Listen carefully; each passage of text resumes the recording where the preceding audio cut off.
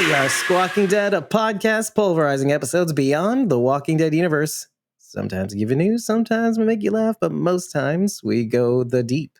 Yeah. I'm your host, David Cameo, aka Queen Dave, and I'm joined by Cosmom09, Rachel Burt, aka Ray Train, and Charity, aka Blazy Gardner, aka Cappy Barnia, aka Blaze Train, aka Blaze Noir, aka Sister Blaze. How about that? Sherlander. No. And we're here to talk about The Boys, a series we have not ever discussed on our podcast, aside from the occasional mention that we watch it. But we're here to talk about season 4's first 4 episodes. And those episodes are Department of Dirty Tricks, Life Among the Septics, We'll Keep the Red Flag Flying Here, talk about tongue twisters, and finally, Wisdom of the Ages. Why did we do this? Well, I'll tell you why. Because, first of all, The Boys dropped the first 3 episodes last week. They drop on 3 a.m. Eastern U.S. time on Thursday morning. And they just dropped again the 4th episode early this morning. We had the bright idea to stay on top of our episode releases so that we can not fall behind and not release the next episode when the following episode just finally pops up. I'm kind of glad that we're jumping into the 4th season, though, first of all, because a lot of the lore has been established. We know who the players are. We kind of have a good understanding of them. But now season 4 feels like, as we all kind of thought before we jumped onto the recording, individually character driven for a series that is trying to pull apart society. We said this before the show, and I find it a challenge, but also one I'm happy to take on. Part of the reason why the season may not be as well received as the previous ones is because it's tapping into the societal divide that we are currently undergoing in U.S. politics. Let's just That's say. what I was going to say. This show is not creating the divide and ripping apart the American fabric. We're already doing that. It is holding up a mirror and saying, this is what you idiots look like right here. This is what you dummies look like. It's doing the South Park thing. Yeah. But see, here's the thing. The difference that South Park did... Oh, here's why I'm wrong. Okay. No. You're only half wrong, because what South Park did was show how stupid everybody is. It's not shown a light on the Starlighters as much until maybe even now, but even then, it's just Starlight that's getting the burn, not really her followers. So the creators of South Park were libertarians, and they saw both sides as being... Remember the turd sandwich and, well, was this Mr. Garrison, basically? Obviously, Clinton was the turd sandwich, but what did they call Mr. Garrison? I forgot. But you get the idea. He was lambasting both sides. I don't know who I was talking to when we discussed it. I think it was Francisco in the chat, in Discord. We were talking about why that might be, and we landed on maybe, just like some people have superhero fatigue. I think when it comes to this culture war divide situation, I think people are a little tired of it. So that could be part of it. It's undeniable. It is what it is, regardless of any opinions. We have always steered away from politics on purpose. And if we do, we're very thoughtful about it because we like to build bridges. That's really what it is. We don't want to talk past each other. We want to appreciate each other's point of view, take value from each other's point of view. And this show is not interested in any of that. It's like it's the bizarre world Squawking Dead in a weird way. But it does make some points. It does touch on some very interesting commentary when it comes to... Firecracker mentions something to Sage. Like, Sage says, what are you trying to sell? She's trying to evade the question, trying to cover up what she's really trying to do. But really, she's saying, I'm selling purpose. Because who doesn't want to be the hero of their own story? Essentially is what it boils down to. Which is an odd, reflective moment within all the chaos. It's like she got it, and she's like, I know what people need. Everybody in here is trying to be the hero of their own story. Butcher, he's trying to save Ryan from Homelander. Starlight is trying to crush Vought and save the people who are turned into soups or whatever, Kamiko is trying to save the person from Shining Light. Huey's trying to save his dad. Mother's Milk is trying to save his daughter. Victoria Newman is trying to protect her daughter. So everybody is trying to be the hero of their own story except Frenchie, because there's no way Frenchie can be a hero in that story with Colin. He murdered Colin's family. There's no way he can make up for that. And at least as of episode 4, that scenario reaches its natural conclusion. A-Train is being turned because he's tired of doing the wrong thing and he wants to be the real hero. He doesn't want to be a fake hero where they stage his movie and stage all of his rescues. He wants to be the real hero. That's why he keeps doing the things that he's doing. Yeah, and I feel like that comes to a head in the first episode when Homelander basically says, because he's tired of being surrounded by yes men sycophants, he says, deep below A-Train. I want to say something now because who knows when I'm going to say it. As the episodes progress, I'm starting to see an interesting narrative that I hope comes to fruition in a weird way because it's twisted and of course it's the boys and it makes perfect sense. Wouldn't it be poetic in a weird way? A-Train being the first soup you see, sort of, I think if I remember right, setting the whole dominoes crashing by killing Huey's girlfriend. What if he ends up being the actual hero of this story? I can see that. Here's what I think ultimately is going to happen is Ryan is going to end up having to take out Homelander. That's what I see as the end game. But I think A-Train is definitely the one that's turning first. And I think a lot of that had to do when his brother at the riot, was it like a community center or something like that? Yeah. Right, Rally. from And what's his name? his Blue Hawk? Blue Hawk, right. Yeah. Blue Right. Hawk rally. And you saw how disgusted he was when they tried to blindside him in the movie, with the white coach and all that stuff. And I feel like 4 or 5 years ago, A-Train would have been totally down with it. He wouldn't have been like, whatever, that's fine, I don't care. But now his brother's been hurt. He's losing faith in what's going on. I guess he sees a way out with Starlight. If Starlight can stand up, then maybe I can stand up too. You just said everybody's tired of the political back and forth and all that. Well, he's tired of having to constantly wear a face and constantly kowtow to Homelander. That's so funny. And then Kimiko's face actually comes up. Oh, that was so gross. I love their reactions. They were like, oh, that's so gross. Frenchie's face was the best through that whole thing. Oh, how about Zoe and her little face worms? Like, that was crazy. Between Zoe's reveal and her nigh invulnerability and Vicky Newman's complete invulnerability, as far as we know, that's real eye-opening how far she's willing to go. The scene with her and Huey. It was so funny because she didn't pop his head or anything after he threw acid on her. Like, she's just like, man, I gotta be on TV in 10 minutes, you jerk. You ruined my blazer. It was so funny. It's laugh out loud funny in parts where it's just blatant in your face humor. But the subtle little bits of humor are what makes it so great. The little, like you said, Frenchie's face when Kamiko's face was off. And her little baby arm. Her little baby arm coming out. Right. I feel like that's a Deadpool nod, though, at the same time. When Deadpool had the little legs. Anyway. You've watched Gen V, right? Yeah. What do you think Victoria's endgame is with the virus? Do you think she wants it so she can keep complete power and take out Homelander? Or do you think she wants to take out all of the other soups? Here's the thing. I actually don't really know what she wants. Although, I will say, her conversation with Huey can easily be lost based on Huey's face and what he's thinking about doing. You're more focused on his face and movements than you are in her actually saying what she's trying to say. So what is the kernel of Vicky Newman? I think she just wanted to be accepted. She did horrible things, not on purpose. She just wanted to live in the world in private. I don't really know what her endgame is. I think she wants acceptance. How that plays out in what she's trying to do, I don't know. I mean, I don't know either. But Rachel, in Gen V, there is a virus that can kill soups, and it's pretty gruesome. Right. Well, it did kill some. It killed some in the low-level testing. soups. Right. But it's not strong enough to kill Homelander yet.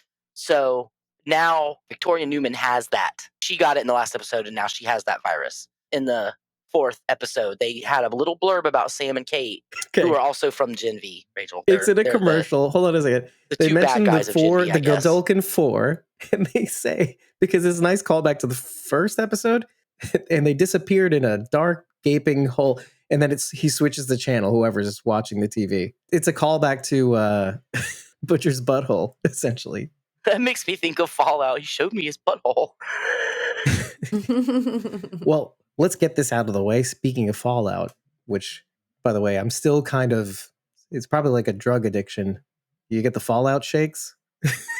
Because after 2 months of covering the show and also still having to release it, I have it in my head. And lo and behold, I didn't realize it until just now that MM's wife, Monique, she's Barb Howard. Oh, is she? Really? Mm-hmm. That's where she went. She's not worried about vaults anymore. She's dealing with soups. It's not vaults anymore. It's Vought. Right. Vought tech. It's Vought 4.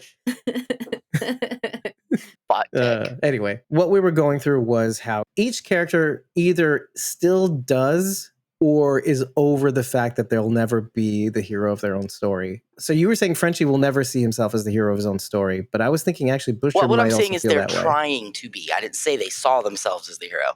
I said they're trying to be the hero.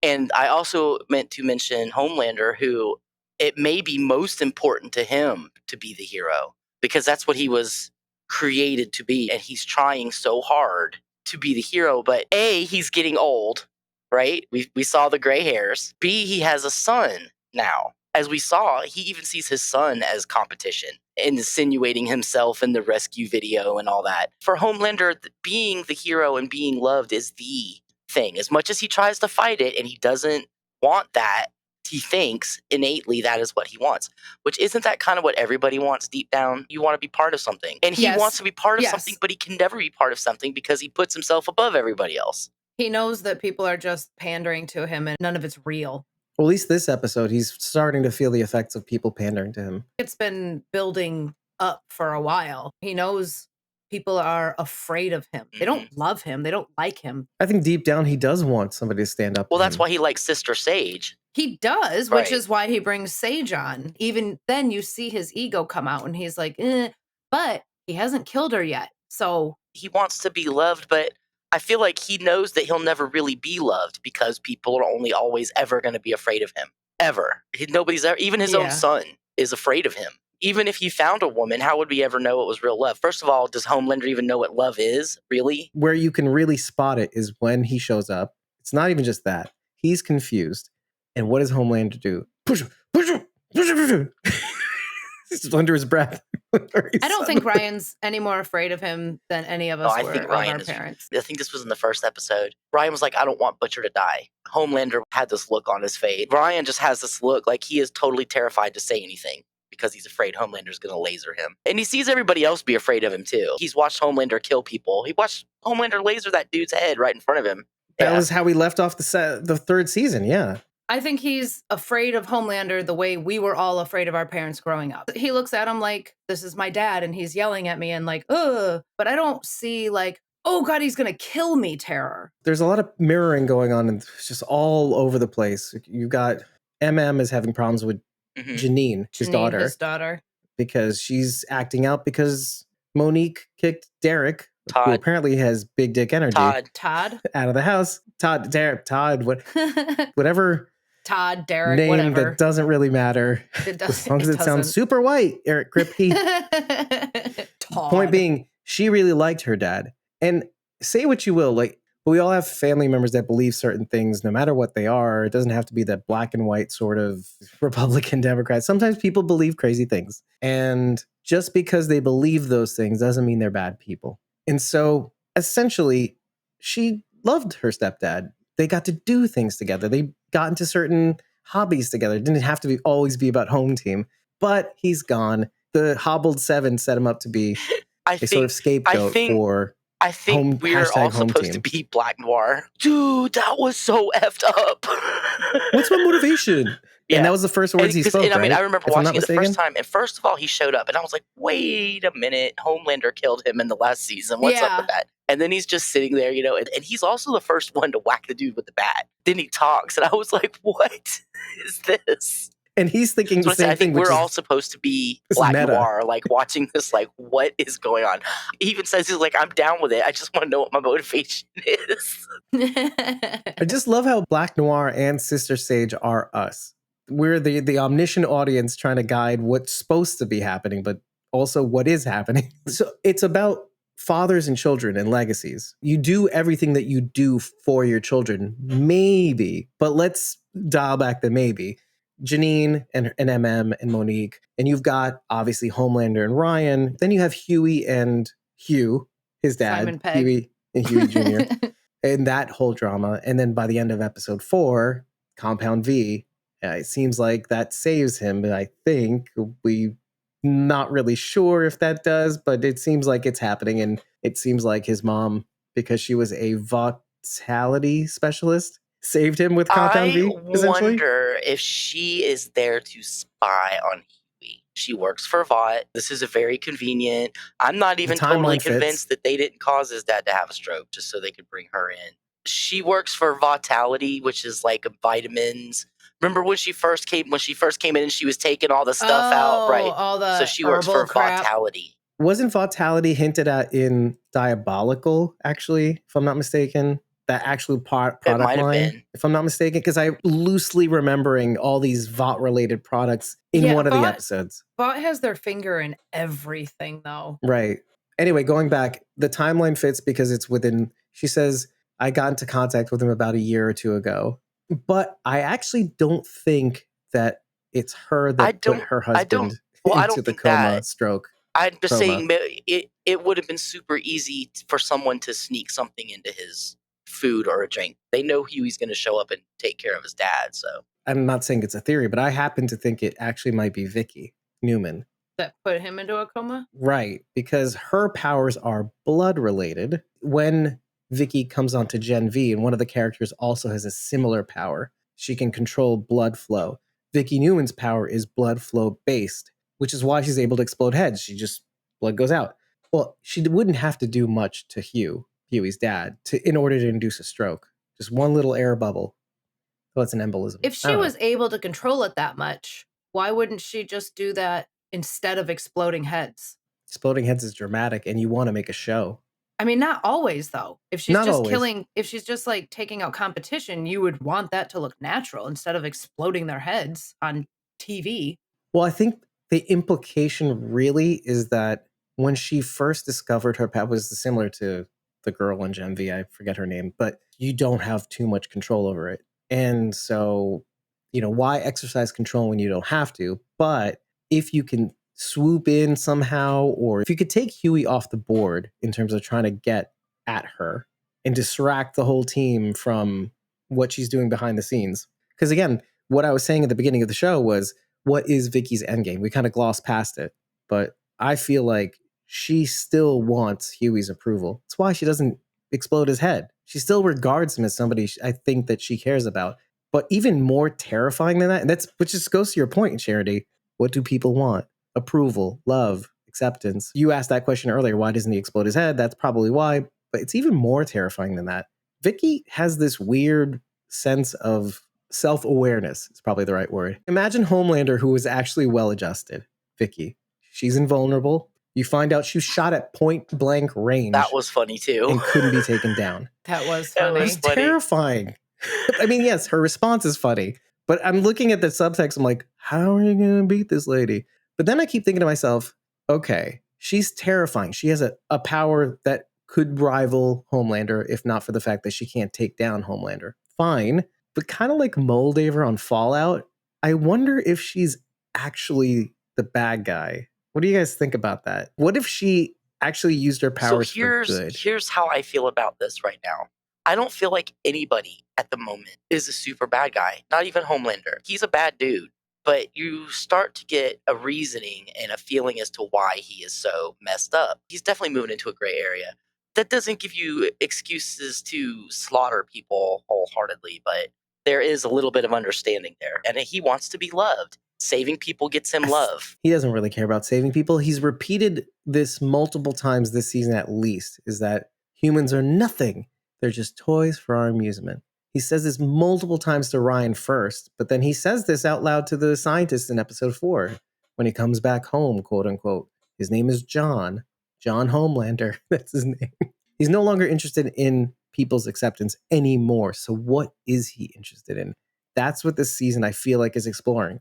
But he's telling himself that he's not interested in people's acceptance anymore. That's why you keep seeing him in the shattered mirror with the other faces. They're like, no, you're not human. You need to get rid of your humanness. But like the lady said, you can't. It's in you. It's innate. You cannot get it out. Listen, I don't disagree with you that everybody needs or feels the need to have acceptance or approval from their parents or acceptance from a peer group. Even Sage told him, because when she was like, you want to destroy the world and take power, and she's like, but you realize that's still not going to make you happy. And he's like, So doing this, going down and killing those people and getting revenge, that's not going to make him happy. That's not going to get him the love and respect that he really Right. deeply Well, I feel like wants.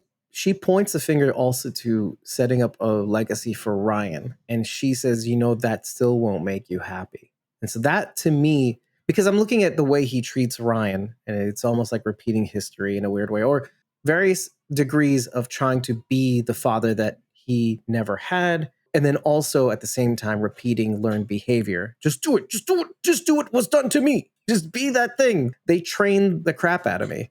Do you remember in Diabolical, Homelander's first assignment, he slaughtered a whole bunch of people. He went into the room and he was trying to save them. He ended up lasering them all instead. That's why he gets Ryan, because Ryan killed Coy on accident. And Homelander's like, yeah, dude, I get you, because I did the same thing when I was first coming up. I wasn't 13, but I seem to remember that he was pretty freaked out that he killed all those people because he was trying to save them. It was him and Black Noir. Black Noir was like, dude, don't even worry about it. Well, it's now I know right. why, though, too, because he was engineered to have feelings. This is why it's so interesting, so fascinating, because the way Barber describes his gruesome birth, lasering out of his mother's stomach, rising up into the air as a baby.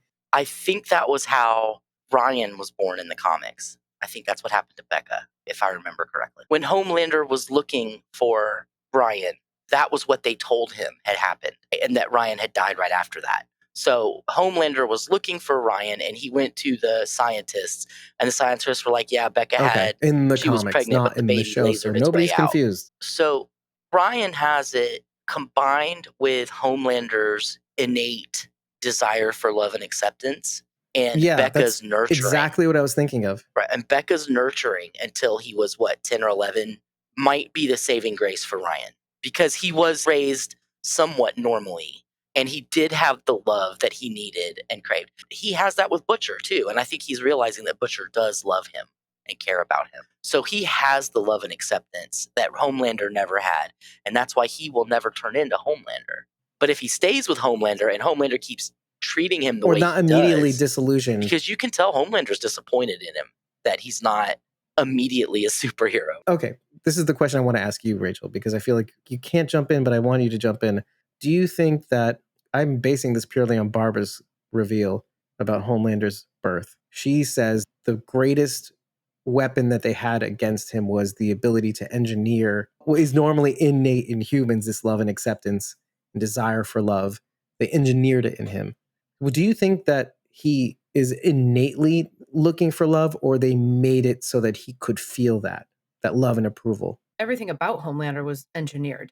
He's not a human, so they had to give him emotions. So yeah, everything he's feeling has absolutely been injected into him. It's not because he has emotions, it's because So he's like he an was, empty. Oh, okay. That's an interesting take. which is why he can't understand what Ryan's feeling right now. He doesn't understand empathy or even guilt. He only understands the emotions that were fed into him. Ryan obviously is feeling a tremendous amount of guilt over what he did. And Homelander's like, what? What? What is this? I don't understand what you're feeling. You did a thing. He died. I don't So understand what? feelings. Yeah. And I will say, like, Homelander's a bad guy through and through. He just is. Yes, there's a reason for it. But I love how hard he's trying with Ryan. I will give him A for effort, because he's like, well, Coy died doing what he loved. I love that so much. Because he was probably told that himself when he first when he killed murdered somebody he on probably set. He probably heard that. Yeah. Right. Repeating things that were told to him when he made a mistake. Can I dial in on your take? Because Yeah.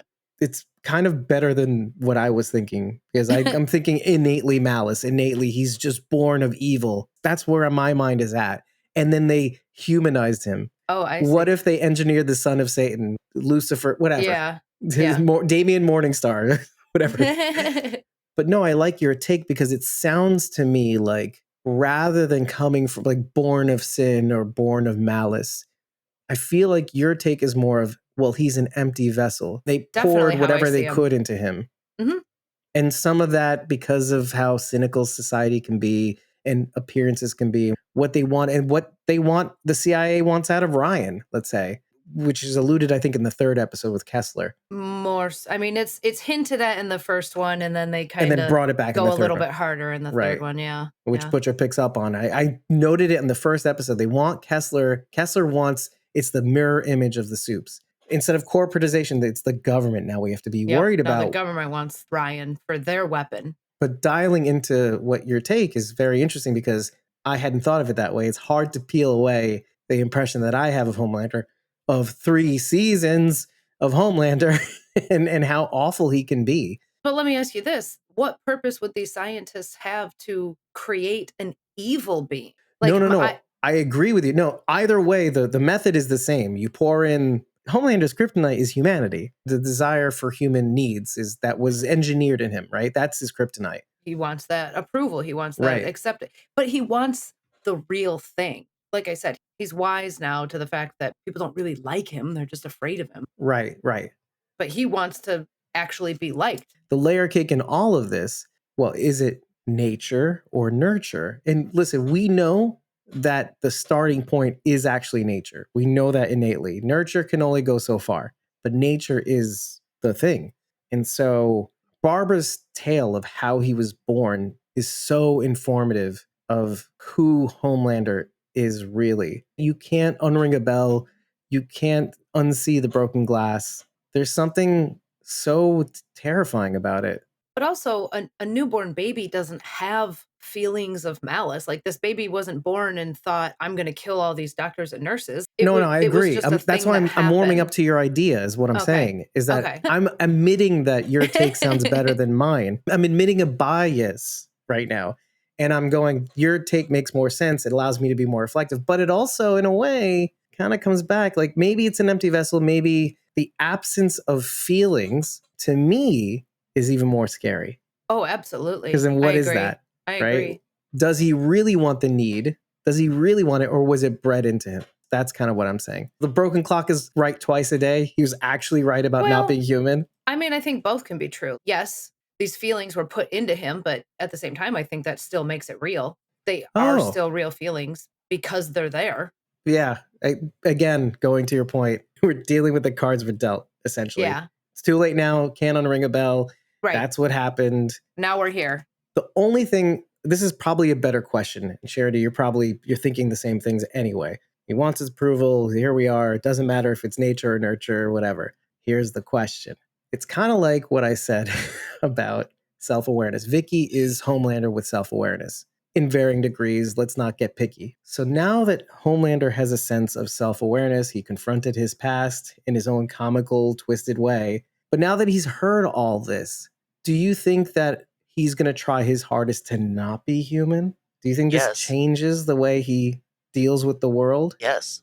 I think he's going to be even worse because he's going to be determined. No, I am not going to let this rule me. I'm going to overcome it and get out of my way. Homelander is achieving self-awareness, and self-awareness means, they inserted emotions into me and the need for approval and love and acceptance. Yeah, that's going away.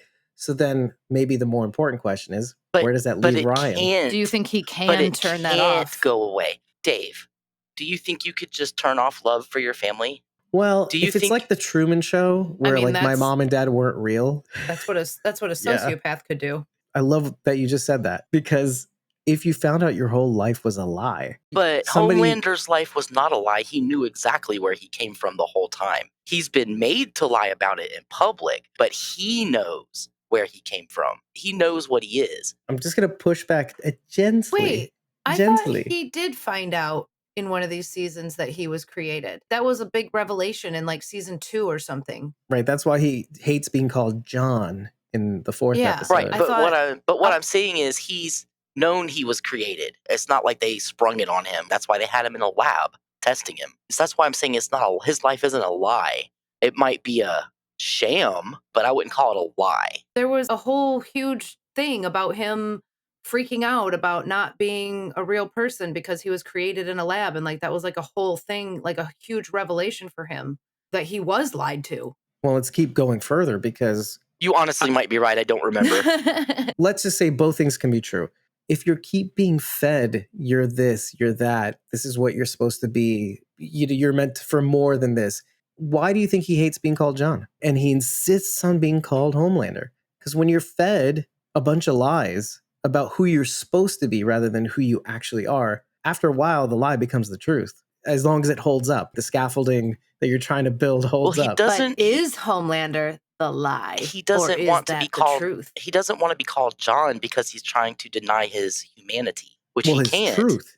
Well, he can't deny truth his about him. humanity. Right? He can't deny his humanity. He may have been created, but he still had to have an egg and a sperm. He just wasn't created out of clay and infused into a superhero.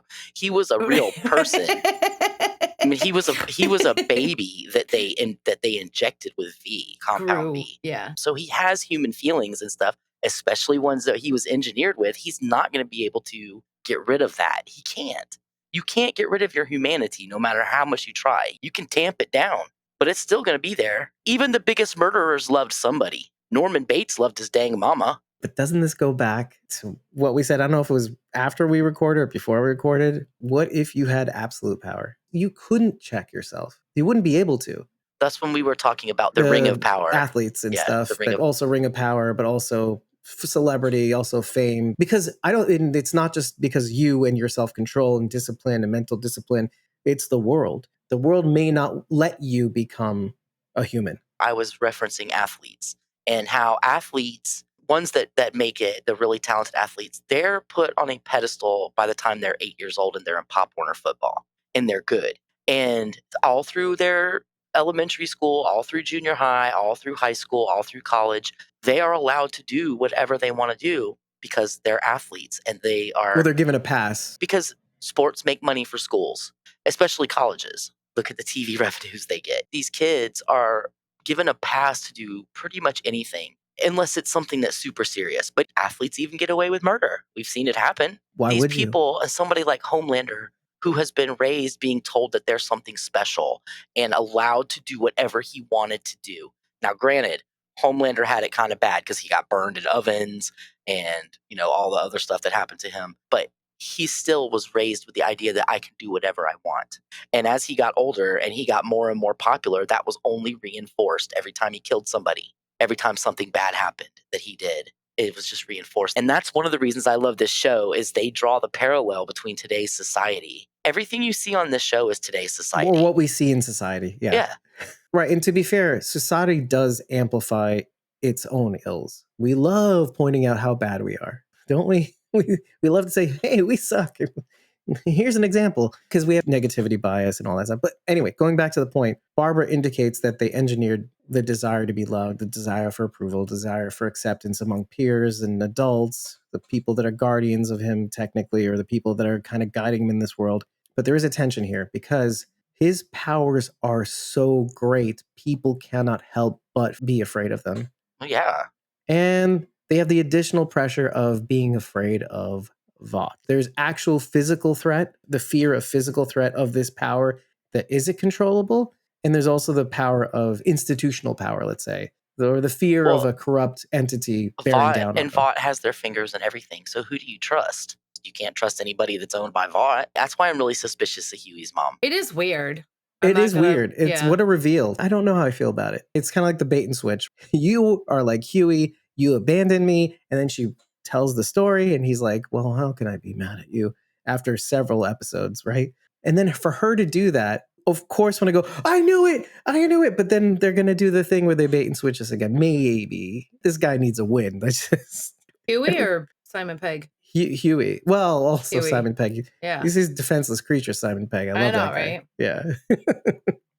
I was just Huey's the one we care about, though. I mean, Simon Pegg is Hugh, his father is. We don't have as much of a attachment to. Fun Huey's fact who brought us into this world. for anybody who doesn't know this. If you go and look at the comics, Huey looks a whole lot like Simon Pegg, and that's because the character was based on him, and he was actually supposed to play Huey back when they first talked about making it into a TV show, but it took 20 years and he aged out of the part. But yeah, that's why they tagged Simon Pegg to play Huey's dad, because he was technically supposed to be Huey. Yeah. I like that. I did not know that. It's so strange because you're hearing about how this comic was made. It was made during the Bush administration, I think it was, where everybody hated Republicans, more or less. I mean, everybody. And I'm not getting into the political, but you do start to feel like it's unavoidable that in some senses this divide politically in the show is almost somewhat of an anachronism in a way, because we've gotten even more polarized, but there's bad actors on many sides at this point in our own reality. There were good And people on so- both sides. Because there are bad actors on Yeah, the I left totally as agree. I'm well just as the joking. right. I knew you were going to. I knew what you meant. I knew you were feeling that anyway too. But whereas back then there wasn't, even me as aware as I was of politics at the time, I didn't see that too much on the left at all. But bringing it back here, it's unavoidable. This is how this story has to be. It's just sad that it's during a time now where the extremism is on. I think is in that many dynamics right it's now. actually worked to the show's benefit because the divide is so glaring now. It fits in with the show, because if the show had been made 20 years ago, like you said, you didn't really notice. People were not as into politics 20 years ago. And I think a lot of it has to do with social media. We didn't see it as much. People couldn't get out there and put their opinion out. The only way you could make your opinion known was to put it in the editorial of the newspaper. It's a lot louder than it used to be. There was no Twitter. There was right. there was no Twitter yet. Wasn't right. So we'll say in the Reagan years or whatever, or when they were talking about making this, the divide was there, but most people didn't see it. Nobody was going and reading the editorials looking for the people talking about that kind. You know what I'm saying? People didn't have a voice to be able to amplify. There was no voice to amplify. People aren't going to be like, oh no, this could never happen. This is just bull. It's obviously what's going on now. Just not home fronters. I do want to say this. Homelander called somebody a libtard. I think he made his position fairly well known. And that's not me, people. That's not me. That was Homelander that said that. Go take it up with him. You don't have to qualify. We understood the words that came out of your mouth. But I think the only thing that gets a little sketchy, and it is somewhat of an anachronism in a sense, is that how that side of the conversation is eerily similar to the worst extremes of that side. And the other side is completely angelic by comparison. And I say this only because all of us have had the pleasure of being a part of the Walking Dead family. And we have had the luxury of meeting people from all different sides of the political aisle, or the unaffiliated aisle, or the libertarian aisle, or the whatever, basically. And even us on this show, we occupy such a strata ideologically and politically and unaffiliatedly. But in our approach has always been, or we try to be at least, welcoming and also building bridges and seeing the value in each other's point of view. That's been the thing. Let me cap this off a little bit by telling you guys a story that I've never told you. And it's been the focal point of my awakening as a human on this earth, to try to be more welcoming and understanding of people. I am still sort of affiliated with a Facebook group called Stone Temple Pilots Everlasting. If you're a fan, you should join, but whatever. You don't have to. I'm not really that much affiliated as much anymore, but in that group, we had a friend, a close-knit friend back in the early days when we started it. This is at the time when I was kind of emerging Bernie bro or whatever. I'm not that much anymore at all, really. But I had said something to the effect, this is around the early times of Trump, Kellyanne Conway being a see you next Tuesday. And one of the girls I was with got really upset. And I was like, what? She is. And she got even more upset and had to walk away. I'd found out that Kellyanne Conway was her aunt. But what if I said that about any one of your relatives? It wouldn't matter what side of the political aisle you were on. It would hurt your feelings so badly. But what if she really is, sitting there being like, what was that? But what if she really is, though? But that woke me up a little bit, because I realized, these people depends are on which human one of my beings. aunts you're talking about. Right. That's what I'm Well, saying. if you thought she was, but see, you get to say that about your aunt. That's the thing, right? But then a good example is what we saw in the 4th episode, the demonstration across the street of Starlight home. Okay. What we saw on the TV for the majority of the episode was this, it seemed like this was this huge extravaganza, but there's this one scene, it lasts for a second or two, where they're showing the traffic from the street. There's nobody there. It's just cars going back and forth. But when you get this impression on the show that this is a big thing, everybody's here, this is a banging event, they could probably show a crowd in the B-roll, and they're saying, oh, everybody's supporting Firecracker, and there's all these people on the stage. That's political life. Political life is you have to put on a certain amount of whatever it is to get that 5 seconds to make your point, and it has to stick with the people. And even if you're going to break people's brains to do it, you're going to get them to remember you. Really, why is it that this season has had people not ratings bomb it, but necessarily, but it hasn't been able to maintain the high ratings that it's had for the last 3 seasons? And I think part of the reason is that in reality and also on the show, we're reaching this weird inflection point where My personal feeling is people are butthurt and they don't like having a mirror held up to their faces and shown that this is what you look like, this is what you sound like, and they don't like that.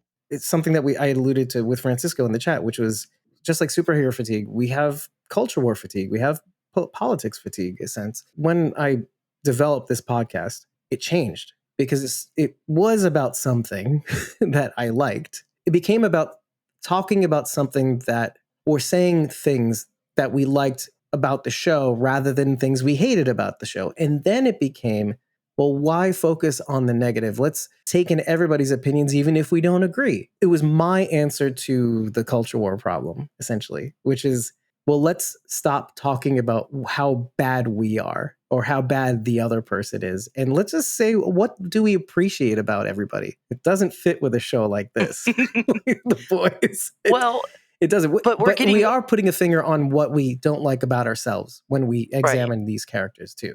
So, I mean, this show is fun, but it does have a message. I mean, it is saying something about society. It's fun to watch and the gory and it's gross sure. and it's cringy.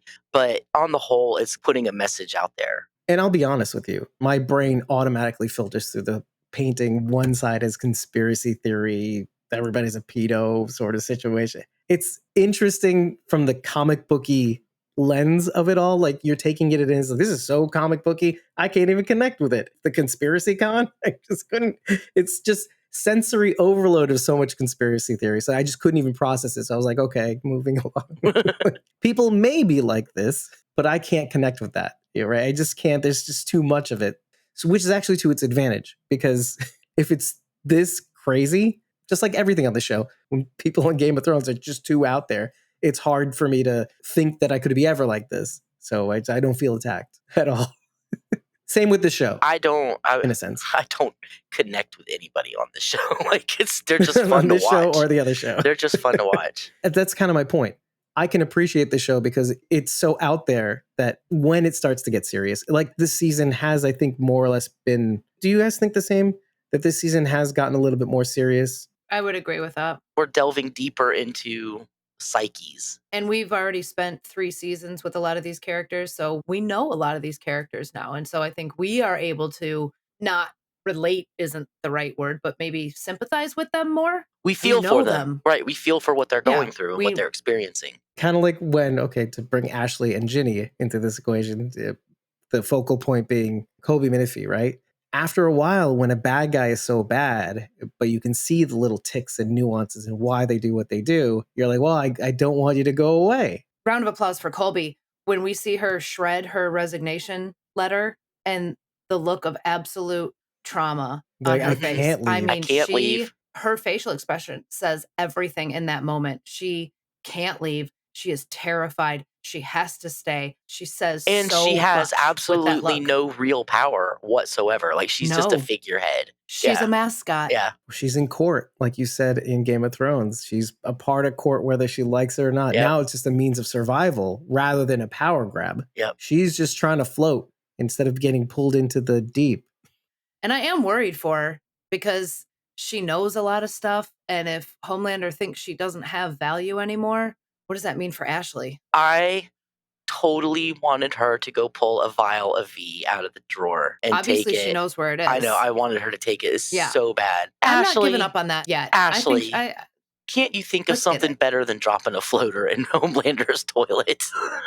It's like the only power that she could have at that moment. What right? if this flashed through my head? It's a really disgusting thought, but he recognized Huey from the scent of his sweat. Would he not know Ashley's scent? From the smell of her fecal matter? From the smell of her. Look at Rachel. That actually is really smart. And then I was thinking, super smart. I was thinking when A-Train threatened her, well, if Homelander finds out, well, just go up and flush, dude. Like, evidence washed. Right. But you're not thinking straight. I think you put a finger on something that is pretty interesting because, yes, you're right. She could have done that, but she didn't want to. She's like, I'm not backing down. This is what I want to do. This is kind of what I was saying to you about, can you tamp down your humanity? Can you get rid of that emotion? I'm not saying yes or no. I read Alfred Camus just like you did, The Stranger, right? Wasn't it? I never read The Stranger. No, I didn't read that. Okay. Well, it's basically about nihilism and existentialism. And essentially, there's a thought process that condemned man will lean into that condemnation. I will be the sin eater. I'm exactly like you think I am. And I am. And so I'm going to lean into that life. This is what worries me. If you're convinced that you are a thing, you'll play the part because that's what people expect of you. That's the thing that worries me about Homelander, is that once he becomes more self-aware, once he acknowledges the truth, once he sees that, oh, these emotions were bred into me, well, now I know that part. So I thought we were talking about Ashley here. No, but this does go back to Ashley because she, like you said, shreds the document. I can't leave. There's nothing else for me. So now I might as well hold court and survive at the same time. So why would she flush the floater? It's like the one little thing she can do. Yeah, like Frenchie. End me then. End me. That's where the road's leading anyway. Homelander is done with her, pretty much. She just needs to stay out. Why don't you leave? Well, then she needs to stay out of sight. Like, don't poke the red, white, and blue bear. I just don't see that she has an escape. Stay hidden. Right? Stay in the background so he doesn't even notice you because he's got other stuff going on right now. He's not worried about what you're doing. He's got other stuff on his plate. He's got gray hairs. He's got gray pubes, and his hair is getting dyed twice as much. 2.5. And his kid is scared of him. 2.4 weeks. So if she would just like stay in the background and just be like, oh, yes, I'm here behind the plant. And if you need me, I can just step out. Otherwise, I'm hiding here where you can't see me. Well, you're forgetting the biggest thing. What is Ashley? Ashley's the very thing you hate the most. Ashley plays the game. That's her thing. That's who she is on a fundamental level. She's Vought. Vought has corrupted her. Well, she plays the game. She's good at it too. Maybe how do you take that away from somebody? Vought was like the ring of power, and she grabbed onto it, and now she's just as corrupted as everybody else. Well, yeah, and she entered into that bargain. I mean, listen. Maybe at some point she could have walked away and not become that, but now she's too good at it, right? And so now she's too deep in it too. See, I told you. But this kind of goes back to the thing that we said about the wasteland podiatrist, the chicken molester, right? In Fallout, he was about to off himself, and then all of a sudden he had a customer. This is who he is. That's his purpose. That's his raison d'etre. That's Ashley's raison d'etre. How do you tell somebody, even if you're trying to tell yourself as Ashley, I could just go to a liberal arts college or something. Ashley's raison d'etre is stomping balls, apparently. And those shoes. The dominatrix. But isn't that informative on Ashley's character? She wants to dominate. Ashley, I know part of it's because I love Colby, right? But Ashley, really, I love her character. The absolute best line of the entire season so far, when the Deep comes up to her and he's like, you can't talk to me like that. And she's like, what do you mean? He's like, I'm the peak of humanity and you're just a capybara. And she looks at him. He's like, it's a rodent from South America. She's like, oh, we're effing land animals now. Right. And that's when things turn that for made her. me laugh for 10 minutes straight. Like, I totally missed the next part because I was like laughing at that so totally hard. Missed the Deep threatening her. But this is at the rap party. Well, not the rap party. This is during the rehearsal for Ryan's first save. But even the whole stupid people that think they're smart people make me want to eat my ass. Dennis was watching that with me. He goes, I totally understand that. We've all dealt with people who think they're smarter than they really are. You guys deal with me all the time. I mean, ultimately, he got what he wanted, though. He was there. Well, you know what's really interesting about that? I didn't notice it until I was taking notes frantically before we got on. Ashley says, girls, empowering girls in the elevator. She's saying, don't say that to Homelander. He might kill you. And then what happens the second later, she says that to the Deep. The Deep may not be Homelander. Look at what he did just using his own influence in Starlight. Horrible. And so what if he actually used his physical prowess on Ashley? So she forgot. She started to lose her grip. So she was not taking her own advice to Sister Sage, her sister. It's ironic. It's like she didn't watch herself. I also love it when she said, you want to be on a family-friendly save while you're still on PETA's watch list for bestiality. By the way, how does that dude, the actor, I forget his name now, but Chase how does he Crawford. hold a straight face Chase half Crawford. the time? Hats off to Chase Crawford, too, because he's awesome. I want to see those bloopers so bad. I've seen some of them on TikTok. Chase Crawford in an interview made Anthony Starr, who plays Homelander, he just kept trying to get back to reality. He just could not stop laughing. They recently did an episode on Hot Ones. I just want to point out that Tony Starr is the coolest dude on the planet. He was super interactive with people on Instagram, and like he was sharing people's photoshops of Homelander, and he's not a Homelander. Like he's totally cool. Just people out there, don't mistake him for Homelander. He's not. He's actually a really nice person. Couldn't be further from the truth. I just don't. It's hard sometimes for me to see him as Homelander, actually, because he's so cool. So many of these characters have had such a progression and he's been all over the place. And I hate how much they are trying to make him a sympathetic character. I want to say I get it and like he's not so bad anymore, but like the actor's amazing. So you think that the show is making him more sympathetic? I don't think so. Yes. I don't think so. I think they're making him more of a jerk. They're turning him into a joke. True. That's true. So wait, you feel sympathetic? That's what's making me feel bad for him because he's like the joke of the group. Right. They're not even taking him seriously anymore. But they never have. They've never taken him seriously. But now he's starting to feel it. That's it. And that's what I'm like, but that's this season, I isn't don't want it? to feel bad for you. Stop it. Stop making me feel bad for you. How do you think I feel about Homelander? And he's like talking to his octopus girlfriend, and I'm like, just stop it already. Ambrosius, who's actually voiced by Tilda Swinton. Tilda Swinton, thank you. What? That's Tilda? They brought her on for those episodes. She's oh Tilda my Swinton. God. Which, by the way, That's let's touch on this for a hot sec. This whole thing with Sage and he. They were not in his room. No, it was the first time they hooked up, no. right? They're in Sage's room. Okay. Yeah. I'm like, poor octopus. Oh no. Poor Ambrose. She has a name. I love that she gives herself lobotomies to be stupid for a while. Ambrosia? That is crazy. I was sus about that, by the way, because when you see it, you see it in the first scene. Right.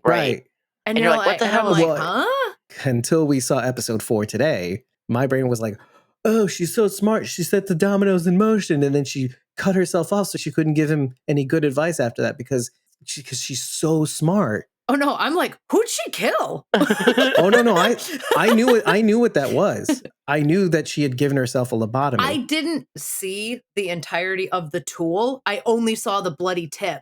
And I'm like, what? Why do you say things like that? Because I'm thinking, that's what she said. Ew, bloody tip. Yeah, all I saw was the bloody end. I got it. Yeah, the instrument. See the whole tool. Yeah, I didn't see the whole Doesn't tool. make it better. I love that she keeps correcting everybody, and they're like, "You're the smartest woman." She's like, "Smartest person." And what does Huey say? He actually says it right. The smartest person in the world. I caught that before we got on. Like, oh, Huey's got it. Smart as a whip too. He says it like really fast. This show is the kind of show that you really have to watch a couple of times to get all the layers because there's just so many layers of stuff going on. I think it's one of the best shows on TV. If you took out the extreme violence and you showed it to regular people, they would probably love it. It's engaging, it's funny, if they tone down the violence and the sex. Don't, because I love that, but mainstream audiences would like it more if it wasn't so over the top. Yeah, but it's a catch-22, right? Because why the show is the way it is that it's confronting. That it's the first thing I said about the series, which almost made me not want to watch it, is that, oh, they're making it really confrontational to the point where I'm revolted by it. But then I hung in there and I'm like, okay, I get it, because that's the show. The show has always been about what we choose to show people and the ugly reality behind that. The soups are all about marketing and stage saves and all that stuff. But the reality is awful, which is why they have to show you the violence and even like the sexual like I said, like assault what I'm getting at is this is the kind of show that would be a more mainstream hit with more mainstream people if it wasn't so violent and so sexualized.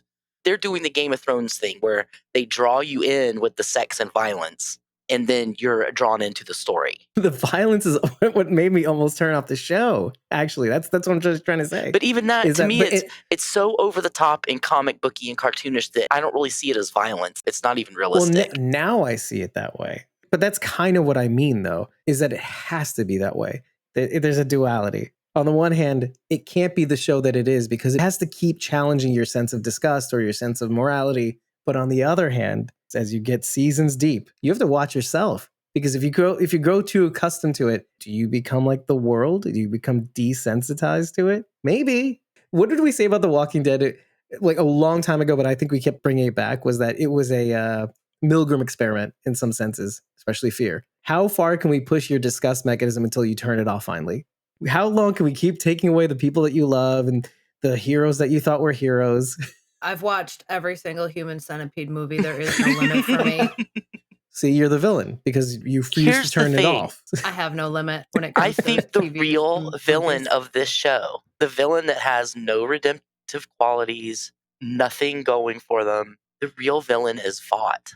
I agree. They're all victims of They are. Vought's greed and manipulation. Mhm. Even Homelander, because Vought is what created him. Well, he's the response. He's the product of Right. that. So Vought is the bad guy. And what they're saying is corporations are evil. And I semi-agree with that. I don't disagree. I think you could even take that further, is that the show is trying to depict how institutions, or maybe that hierarchies tilt towards tyranny.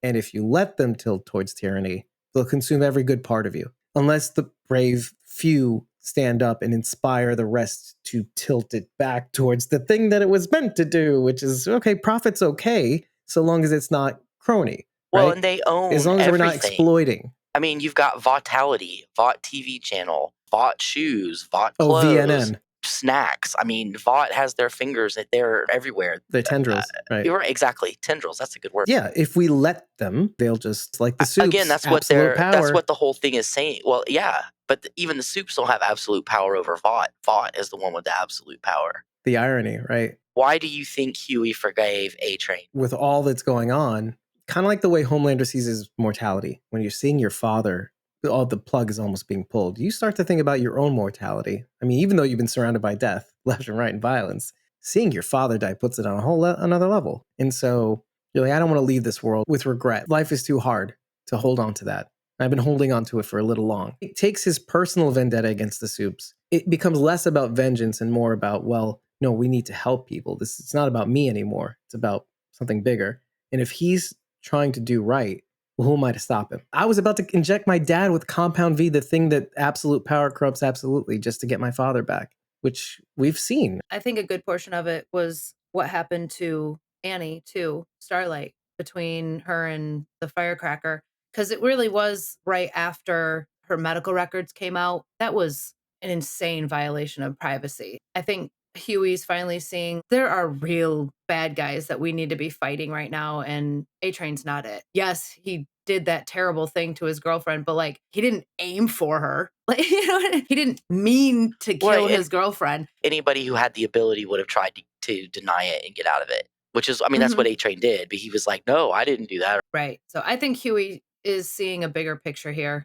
and he sees that A-Train can be an ally. Well, A-Train did give them the footage to clear the Starlighters. Yeah. And the Compound V. Or the accused. I mean, he's coming through. And he agreed to meet up with them, too. Like, A-Train's going out of his way to be like, I'm not that guy. Yeah, well, I think a lot of that too is in the third episode. We just had stuntmen and everything there. None of it. He's not a real hero, and that soundstage in the Bronx. That just crushed A-Train. The only people that still respected him that he loved were his nephews, and his brother just crushed that right in front of him. That Huey saw him and didn't come and blast. They did it privately, like Starlight was about to. Right. Talk about foreshadowing though, because Starlight was ready to blast A-Train out of the sky, and she actually does it in episode 4 to Firecracker. I don't know about you, but as much as this show paints soups in a certain light, like that they're all kind of bad in a sense, you would want to think that, and you do, obviously, listen, I still do think of Starlight as the good guy, but with everything that we've gotten revealed where, one,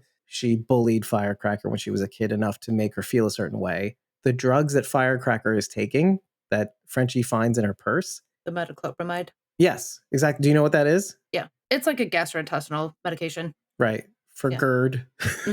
GERD.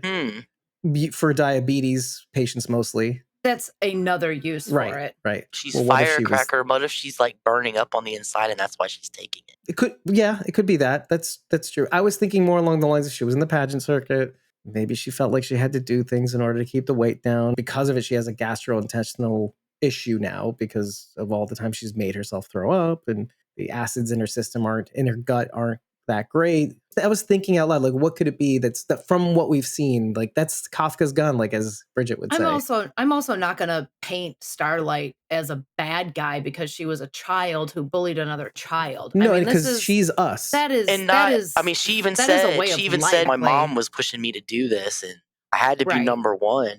Well, and we like, had the luxury of beauty- seeing that too. If you've seen Toddlers and Tiaras, like that is a cutthroat culture.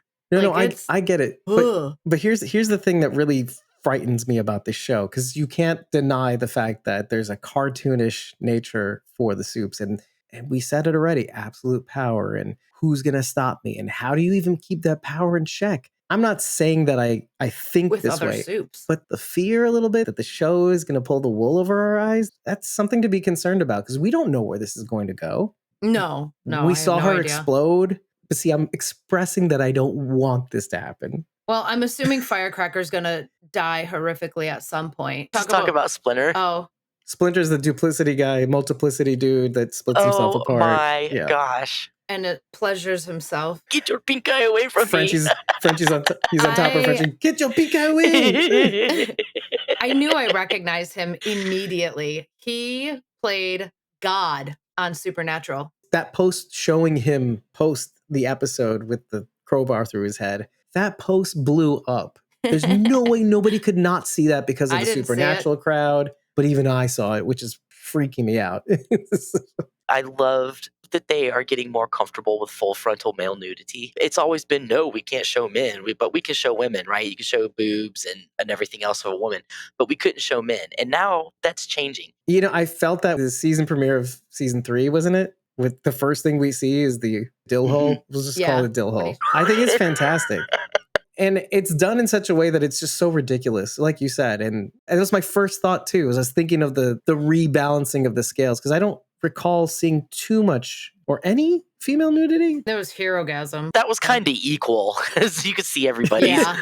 That was true equality. Why are we so comfortable with this? Why can't we be comfortable with that? And sure, fine. But it's just funny. It makes it all the better when the Splinters are busting into the Marvelous Mrs. Rachel's bat mitzvah.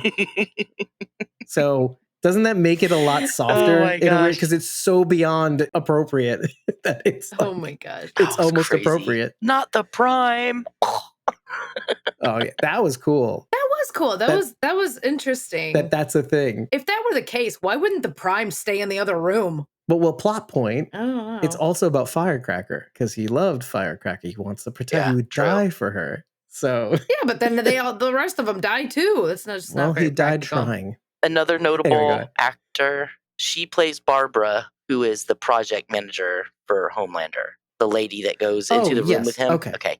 She played Karen Love on Dharma and Greg. Nancy Linehan, you were great, and we've seen you in a million shows. So good job being Barbara. And sorry you got locked in there with all the dead people. Surely they report to Vought in some capacity, and surely somebody will go down there and at least find her. Unless they report to her. Ooh. Question mark. She is the director. She's the person they report to. But then she's got to have a higher up, like the Stan Edgar. Yeah. I'm actually okay with them leaving it there, because then you're forever going, well, I wonder if they got her out of there. I mean, you remember all the security cameras are taken out. They call Phil, whatever the guy from Topside, like, oh, are you there? I'm assuming a lot of bad things about what happened to this entire building, because Homelander made his way down and took an extra long time with his former guardians. You could see it coming, and it's like you cannot avoid what you know is going to happen to these people. I'm a little offended, though, as a New Yorker. I don't know how many states have a Carvel. That's a Fudgy the Whale cake. And the Fudgy the Whale cake, he even says,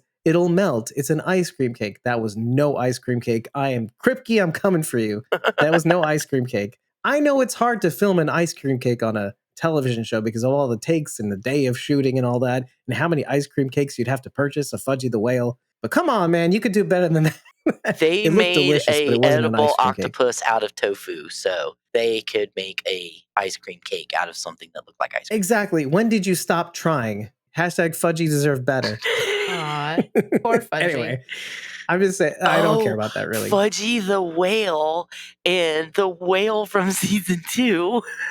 Lucy. There's no reason why it wouldn't be related Lucy. to that. Sure. Why not? Even that's where that was eaten, and the cake was eaten out where Lucy was blown The up. guts. Good call. Actually, that's probably why they chose that, actually. I think the only character we haven't really touched on is Kimiko and well, Frenchie. we even talked about Kimiko so much a little bit because we talked about her face. Which well, the reveal in this episode is really good. That Kimiko and she was Frenchie. responsible for bringing that girl, her sister. yeah. I don't Tala? think that was her sister. I don't think it was her sister. I don't know who it was, but somebody she obviously Mm-mm. cared about.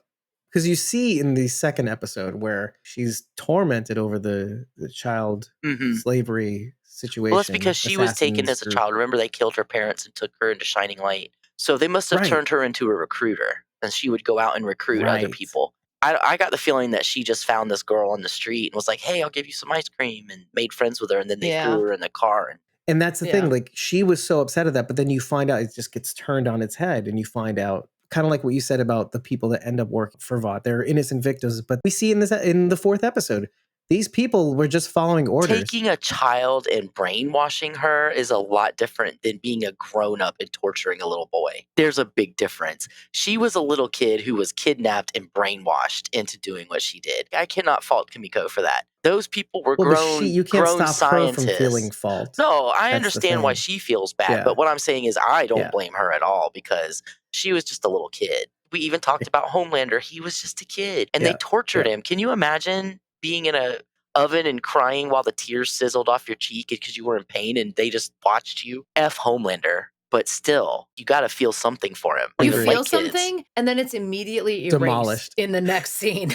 Exactly. He has no basis on how to control himself because he's never really had to. I mean, it seems like Barbara has somewhat of control over him. I mean, the way she talks to him is not like anyone else we've heard. Madeline. You know, maybe Madeline to a certain degree, but like Barbara has that mom tone.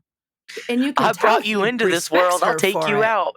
Yeah. And he respects her for it. It's what he's been seeking all along, is a guiding hand, in a sense. On the one hand, tell me I'm doing okay, but also on the other hand, tell me what I should be doing. These are the conflicting thoughts in his head. Like, yes, he wants all of these things, but when it happens, he's like, oh, no, never mind.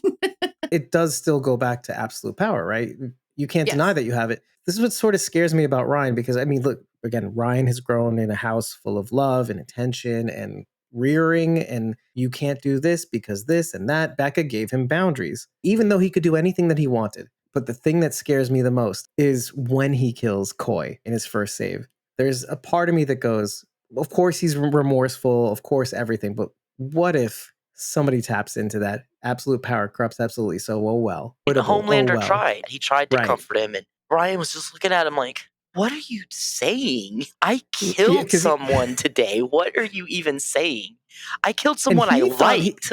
And he thought he was upset about stealing his thunder. Right. It's like, oh. But see, here's the big difference. That's Anthony Starr all over there, There's the big difference between Homelander and Ryan.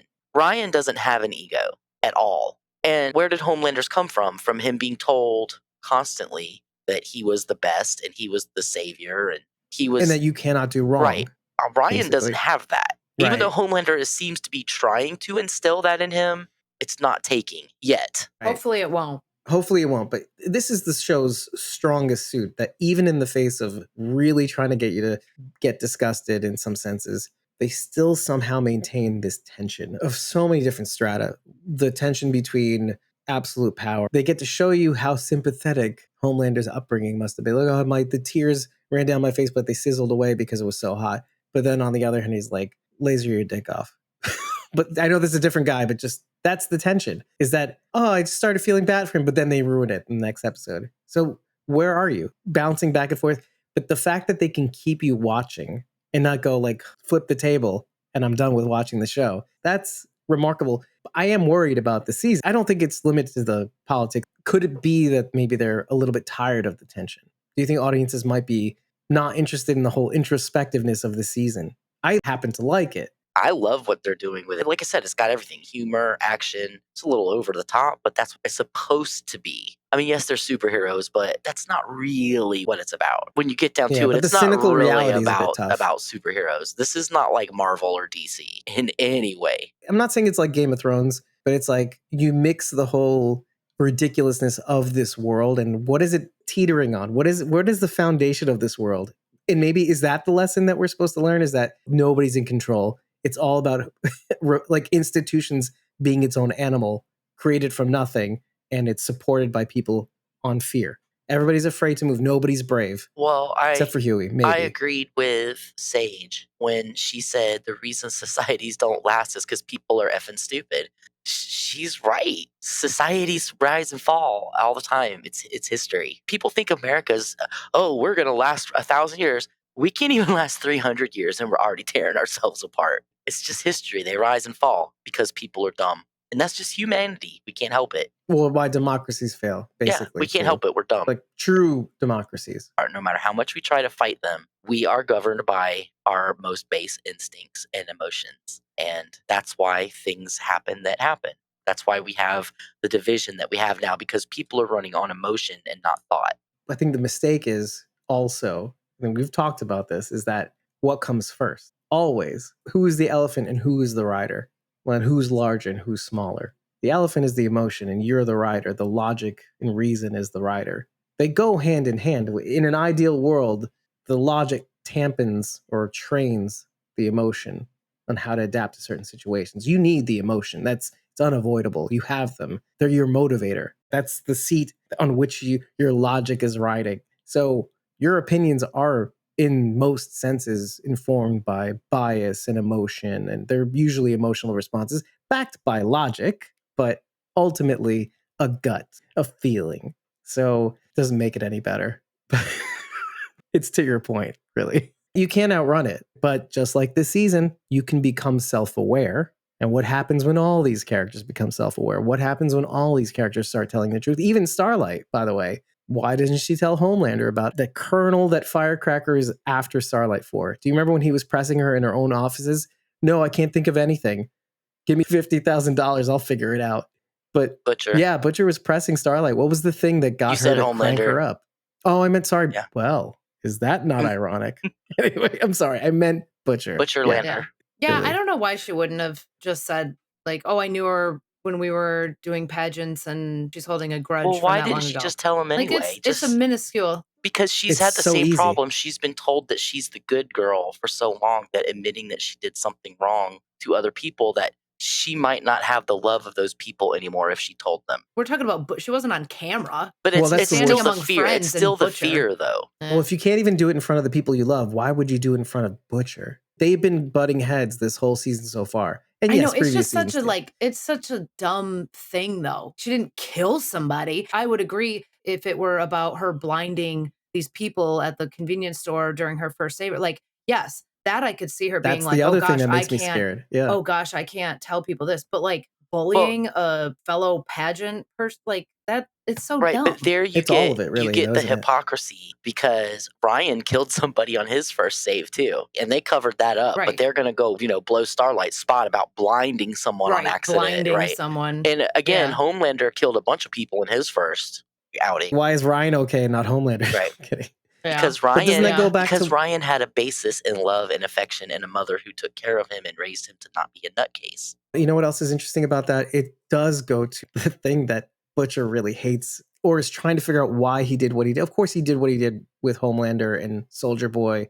That decision is haunting this season. It's the thing that starts every character on this season down this road. He was the guy you were going after for all these seasons, and you let him go. It's why Grace is like, you're off. You're done. It's why he's off the team. It's why he's doubting himself. It's why he thinks he's useless, but also insists on being useful. He's adrift, and he's got a mass in his brain. This is the thing that we probably need to talk about, is that what is the thing that's in his brain? What saved him from Ezekiel, the preacher, Stretchy Armstrong guy? Oh, clearly he has powers. Because he took he told Huey it didn't work, but it obviously did. It's when adults take it, if I remember my lore correctly, it can work or it can not work in a very bad way. Really not work. So it's a really big chance to take it, which I suppose if you're dying anyway, it's not much of a chance, but it can have really bad reactions. But isn't it that even if it does work, it produces just chaotic effects? Well, the temporary V, which is what he and Huey used, is not the same as compound V. It's a different thing. It produces the results where you get powers briefly, but it's also super dangerous. Whereas the compound V You're supposed to give it when they're little kids, but I think if you give it to them when they're older, it just has sometimes it can work and sometimes it will not work, and you'll die or blow up or who knows. But it doesn't always work on adults. Ironically, as opposed to every other soup or anybody who's a powered person, the thing about them is that they have all the power and it's all about tamping down that power, controlling it, but there's no control. They're all out of control. It's hard to tamp down absolute power, is just the message of the show. But what if the power was in control of you? Who is Butcher? Where is the power? He has no connection to his power. The tail right? is wagging Which the it seems to dog. be the case. Right, exactly, right. So that's the irony, is that what does that look like? And that's Butcher right now. He's like, it's the exact opposite of having a power. It's not a power. The power is manifest. It's its own thing separate from him that he can't seem to have a connection with. He's truly blameless too, which is... The character we haven't even mentioned yet is Joe Kessler, our good friend Jeffrey Dean Morgan. We were talking about Starlight and why she wouldn't reveal her thing to Butcher, but it's the same thing. Those two are... I know, but Frenchie's my favorite. I've been looking forward to talking about this character the entire time we've been recording. His is most compelling because just like Kimiko, he was brainwashed in a sense to be this thing. He was the dog. He had the leash. Remember that whole analogy? Exactly. They go through what he did to the judge's family and all that stuff, mirror images of each other. They can't seem to tell each other the one thing that they did that they're just too ashamed of to even admit with each other, as thick as thieves as they were from the first season. That's interesting. It's just like Starlight not revealing her cards. Well, of all people, Butcher. Let's talk about that. I find his the most compelling. I mean, you got somebody that's so well put together. He's always clean. He's in rehab. And then all of a sudden, he's confronted with his past. Why do you like him the most? I don't know if I have And one you could feel good singular about reason. it too, by the way. The accent definitely helps. I think I love him and Kimiko's relationship a lot too. Right from the beginning, he took the time to like help her communicate with everybody. He's really the reason she's part of this group. If it weren't for his patience with her, we'd be missing out on that entire character. And I just love their relationship, which is why I was very kind of confused about Enter Colin. And I'm like, wait a minute. Didn't they have that whole dance montage routine? Kimiko's your heart. You literally call her mon cœur, which is my heart. How do you, like, what? Okay, what?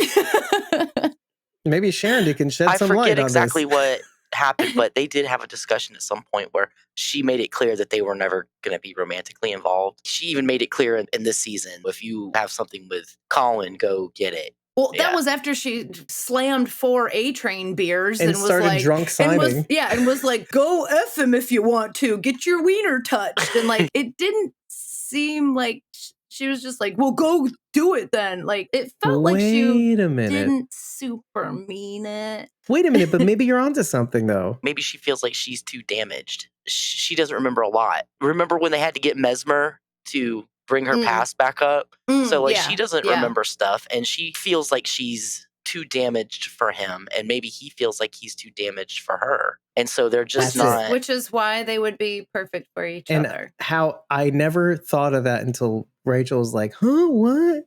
It was very shocking because I was like, wait a minute, you and Kimiko, regardless of what was said, I still feel like the emotional connection was there between them. A relationship doesn't have to be romantic or sex either. They can still be best friends and love each other. And they absolutely love each other. We come from the Walking Dead universe. And who are they most alike? Carol and Daryl. Thank you. Yeah. Maybe that's why I'm so drawn to this dynamic. But they have the luxury of meeting each other. They're soon after, and it's not the apocalypse, so we have a little time. But one of the things we said about Carol and Dell is that sometimes, and maybe this is just the way I feel, it's subjective, whatever, you feel differently, that's fine. So much time has passed, and you see the goods on each other, and you know each other's past, that's fine. But so much, you smell each other's farts, and you're kind of like, this is kind of like a sister-brother relationship. Ew, not really David. But they do. They probably fart in front of you. It's fine. It's okay. They're friends. It's their thing. They don't have to share with everybody. And the thing is, farts they smell. We go back to the needing of love and attention, right? And acceptance. And they get the love that they need, they get from each other. And it doesn't have to be sexual. It doesn't have to be romantic. The love is there. Maybe they need to realize that the love is there. They need to realize that they're loved. Mm-hmm. I don't think either one of them know that. They know that they're friends and they know that they care about each other, but maybe they just don't realize that she could be, but hey, he loves me. It's okay. Obviously, the whole thing with Colin is purely physical because, I mean, that's definitely not going anywhere. He killed their family. I think it's over. They never was going to. Right. Yeah.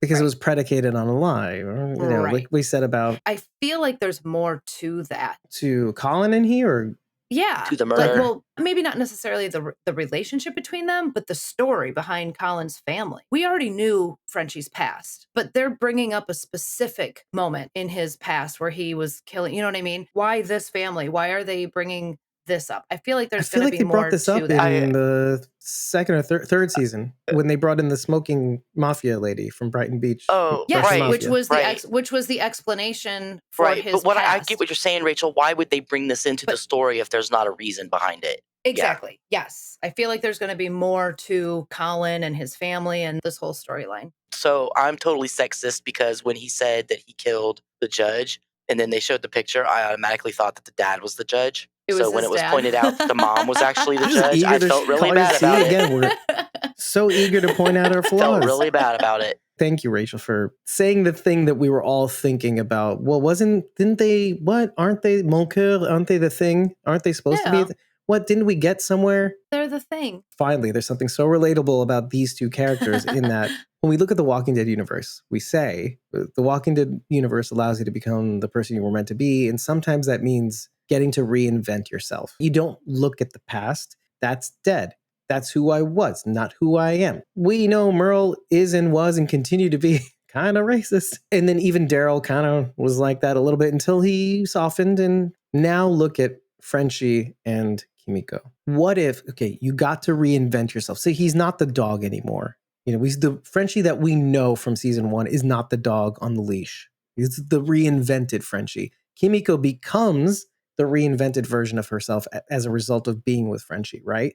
But what if the one thing that you're trying to get away from, that you were confronted with by the other person, the one person that you're so afraid of judging you, like you said, Sharon D, the one person that has accepted you thus far unconditionally, no matter what you've done, what if they were actually confronted with that thing? And they're thinking in their head, what if they just loved me? We loved each other because they didn't know the horrible thing that they did. Colin is merely a reflection of that. It's a backboard in basketball for that, right? When the actual thing is the hoop, is them. What if you were confronted by the worst thing that you've ever done? Would you still love me? That's scary when you're that deep in your feelings. I think that's why they never went for each other. That's why they never really completed that circle. That's why they said that's never going to happen. Never I going think to the happen. worst thing Frenchie ever did was hooking up with Colin after he killed his family. Because he's killed lots of families.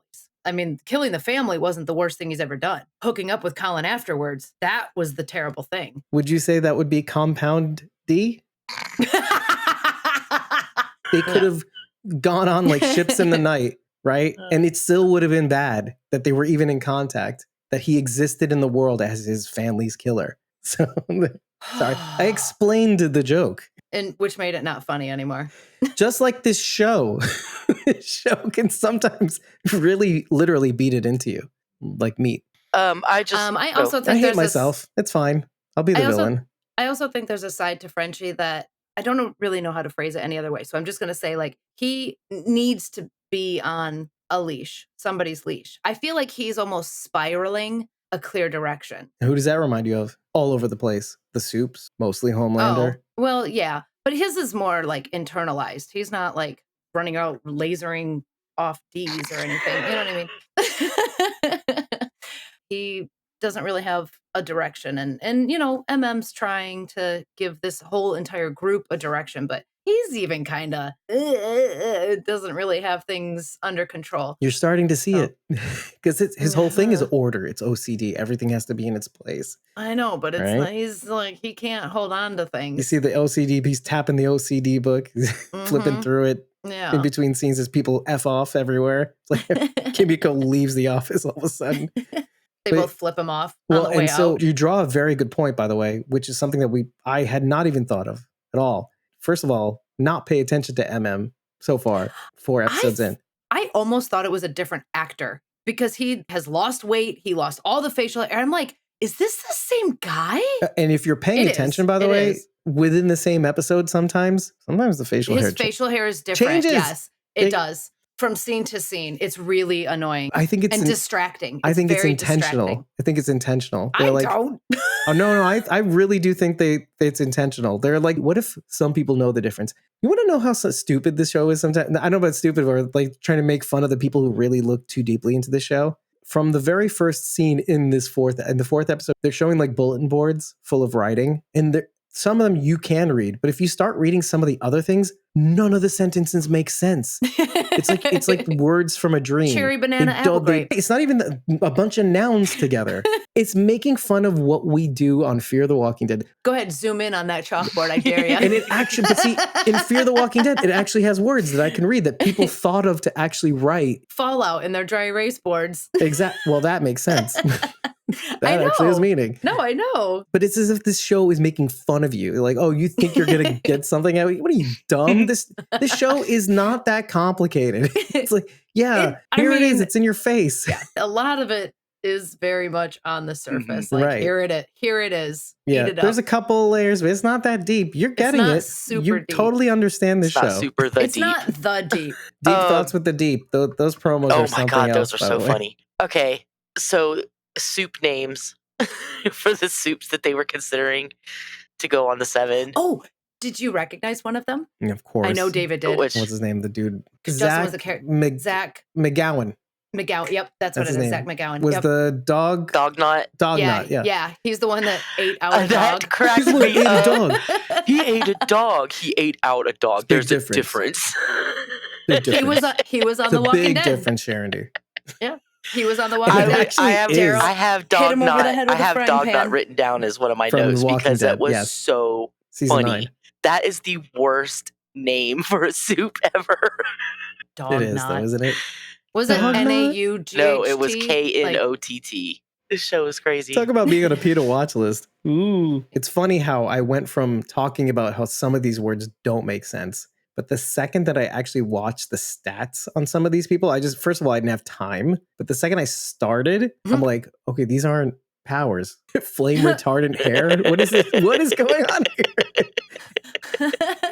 But it goes to show that a lot of this is just image, right? It's all about, well, she looks gorgeous, but she has no real they're powers. Scraping the bottom of the barrel for people to be after Godolkin, right? Well, see, Rachel, you didn't. Yeah, it's Gen V. Rachel. Okay. You really should. It's a fast watch. It is. I think it's 6 episodes only. It's 8, and I binged all 8 of them in like one day. Oh. It brings over a lot of characters. Where's it at? It's on Prime. Yeah, Ashley's in it. The Deep, Homelander At the end. Thank you for saving my life, sir. Right, at Godolkin. Godolkin. And they've mentioned the people from Gen V on the show a couple of times. The boys a couple of times. They've mentioned Sam and Kate. Remember when you got ejected? Okay. I was talking about the commercial, and it calls back the picture that Butcher sent Vicky Newman with his butthole, right? Because they were saying, and the Godolkin 4 disappeared down a dark gaping hole, and then it cuts out. Oh my God.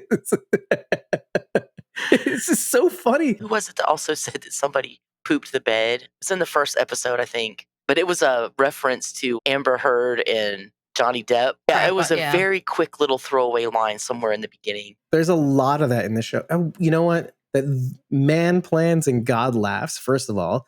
Second, we all had the same thought of doing character-focused breakdowns, just go character by character. But it's hard not to go to each other characters. But we wanted to stay ahead of these episode releases. So we really, really were trying to cram in the first 4 episodes to get an overall take while catching you up and getting a feel for these characters as we go. And I'm hoping with the 5th episode, I think we're all feeling this, that we'll have a little bit more time to break down the nuances of that particular episode as we go forward. But don't forget that we're also covering House of the Dragon at the same time, so that also puts a crimp in our time watching. True. With all that being said, I'm hoping that, yes, please excuse this episode. It's not going to be the best example of what we can give you. I thought we did pretty good job of doing what we do and doing it for 4 episodes. But we're hoping that we can actually dive a lot deeper into the 5th episode next week. I do want to make that very clear. This is not typical for what we do, especially for the first episode that we're covering of the series. Go watch our House of the Dragon coverage, and you'll see why we had to cram 4 episodes into this. We had watched episodes 1 through 3 until today. I don't know if I said this to you, but I was excited to say this until episode 4 for some reason, because I saw A-Train and I thought differently. I was thinking, Ashley could be the thing that decides to turn against Vought because she has so much information against it, She right? sure does. They And made then- a point to show us all the binders and the folders and the papers and I mean, that's a lot of information in her hands. Right. But the So- idea that A-Train starts this show as the first example of how bad a soup is, and then the thought of him being the very hero that he didn't think he could be, or nobody on the show watching it thought he could be, is Mhm. so much more compelling to me. Just Maybe like they could closing work the loop. together. Bad pairing. Sometimes heroism is in the background, like him giving the information to clear the Starlighters. Didn't want credit for that because Homelander would have lasered him, but he was the hero in that situation. He continues to become the hero too. Getting the compound V for his dad, he didn't have to. He even says, I was never going to get forgiveness, but he did it for himself. He felt indebted to Huey. It wasn't even about him, about what he did. And so that's why he did it. He felt like he wanted to put some good in the world where he had put bad. It was that gesture for some reason, that interaction with he and Huey, whatever's going on between them is so, the tension and the realizations, looking at each other differently than they did before, that's seriously really cool to watch. This is maybe like another Vought story. We all want to see people forgive one another because that innately, I think we want to feel like we can be forgiven. It's always about us at the end. Well, it is. You want your audience to relate to the shows that you're putting out there. That's how they stay engaged because they see themselves on screen. Right. Until that moment, I was like, oh, Ashley, she's going to turn it all around. But now I see A-Train. I'm like, oh, my gaze is on you now. It's just like, I love Colby to death and she's funny and her comic relief is top notch. I don't have too much faith in her as the unlikely hero, to be honest. My ultimate goal for Ashley is to take some V and tear some stuff up. It's better to burn out than fade away. I'm with you. I don't want that for her. Also, listen, she's already done so much to herself already. I just don't want her to go sink down. But then again, it would be on brand. She would just go nuts, do something. Maybe the compound V would give her hair power. Her hair would grow really long and it could like go out and like strangle people, like Stretch Armstrong, but with her hair. I'm thinking armpit hair, though. Ew. No. Nose hair. Yeah. Because ironically, it mean, wouldn't be her maybe- head. Nose hair.